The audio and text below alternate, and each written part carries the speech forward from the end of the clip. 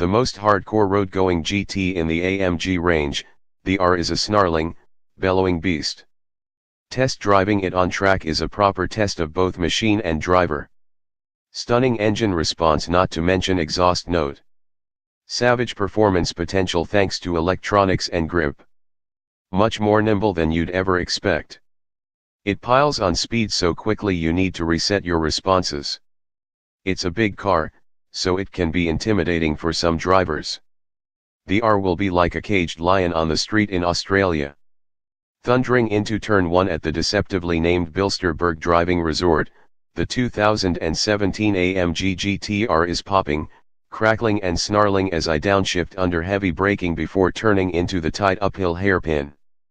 Following Mercedes-Benz racing legend Bernd Schneider at close quarters is highlighting two glaring points. 1. I'm thankful I'm not tackling this roller coaster of a circuit for the first time without his expert guidance, and 2. This most hardcore GT iteration is just about too much car for this track. That has nothing in common with the word resort, mind you.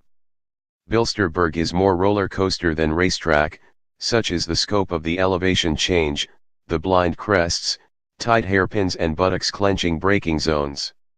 Today, the thunder and lightning that emanates from the AMG GT R reflects the heavily graying sky that threatens to dump rain on the circuit, making our drive experience even more terrifying than it otherwise might be.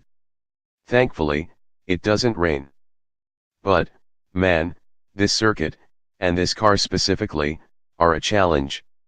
If you are the kind of enthusiast that wants to love the GT-R, I've got good news for you.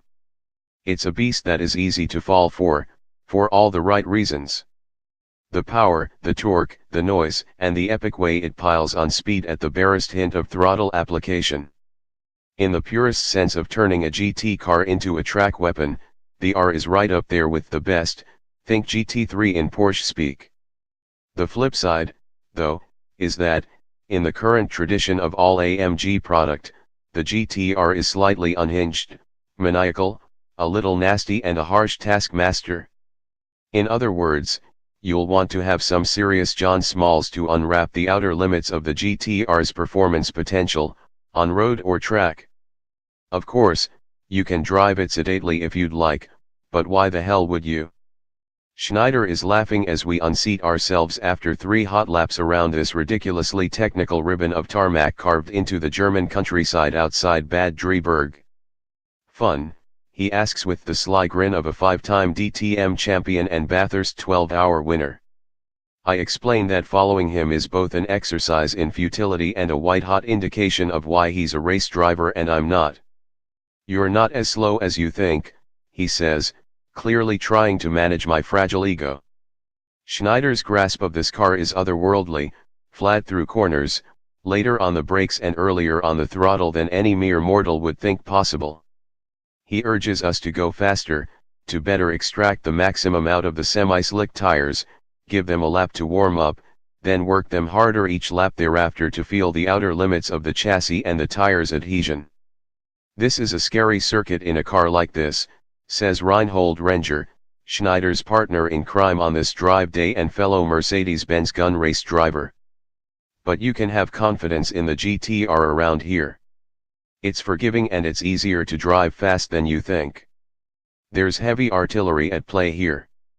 430 kilowatts at 6250 rpm, 700 Nm between 1900-5500 rpm, 0 to 100 km per hour in 3.7 seconds and a top speed of 318 km per hour.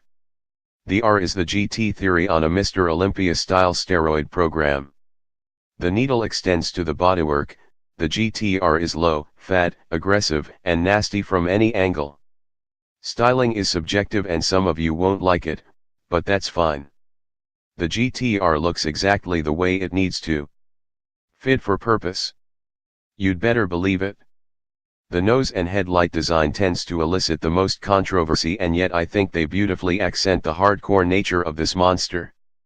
There's so much going on beneath the electric green paintwork, you'd need an age to go through it all. Chief among the technology is 4-wheel steering, more carbon fiber bodywork, active underbody aero, more power from the twin-turbo V8, over the other GT models, completely redesigned active suspension, more torsional rigidity, and a 9-position traction control system that Schneider loves tweaking to suit the track and driving conditions. Behind the air dam at the front, there are flaps to control airflow, and in front of the engine underneath the car, there's a carbon fiber panel that lowers up to 40 mm, which AMG claims reduces front axle lift by up to 40 kg at high speed. Revised front guards, stretched to cover the 46 mm wider track, hide wider wheels and a forged aluminium suspension system and new adjustable spring/damper units. It's mind-boggling, track-focused tech at play here. The AMG GT R is front mid-engined with a rear-biased 47:53 split, assisted by the transaxle at the rear of the car. The 4.0-liter V8 gets the help of 2 turbos and boost is lifted from 1.2 bar to 1.35 bar, while the turbines can spin up to a staggering 186,000 rpm. There's a carbon fiber torque tube, surrounding a carbon fiber drive shaft that weighs just 4 kilograms, and the transaxle houses 7 ratios to best distribute that blistering power and torque.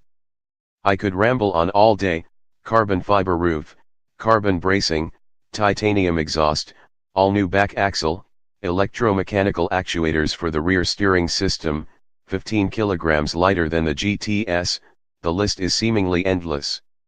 Select Sport and/or Race mode, open the exhaust and give the throttle pedal a proper workout, and the colossal soundtrack from the exhaust pipe is quite simply the most awesome sounding turbocharged engine available. Aren't hair dryers supposed to muffle engine noise?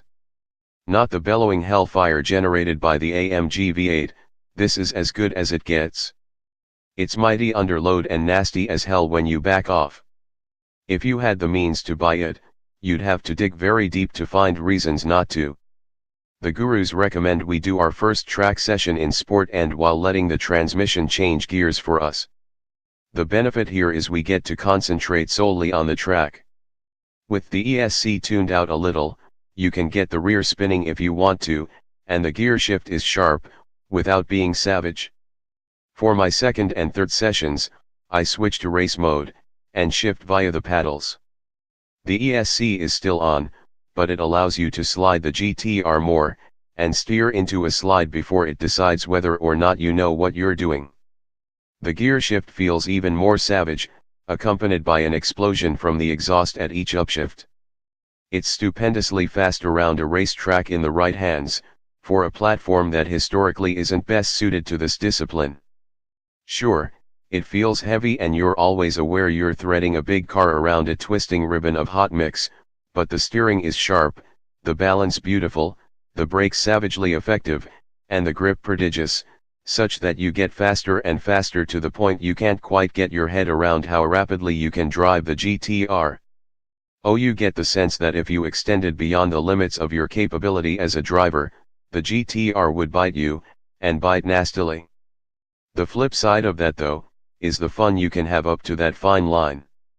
The more your confidence grows, the more you can manhandle the GTR exactly the way you want it, and tune the 9-stage traction control system in exactly where you want it to. Drivers of the ability of Schneider even leave it in play for proper hot laps when setting times. The GTR isn't as clinical and digital as a 911 or McLaren, and thank God for that. If you want that kind of driving experience, you're already catered for. The GTR is a bit of a throwback, with a heavy focus on modern tech. It's brawny, hairy-chested, offensive, and stunningly fast, all with the most evocative of soundtracks. You'll hear some of us at Car Advice, yes I'm one, complain often that modern performance cars are too technical, too capable, and too well sorted to deliver a raw, and perhaps prehistoric, driving experience. The GTR certainly isn't one of those cars.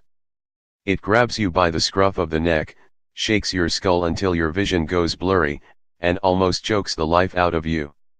It requires commitment, reflexes, skill, and a measure of bravery, especially on a track as difficult as Bilsterberg.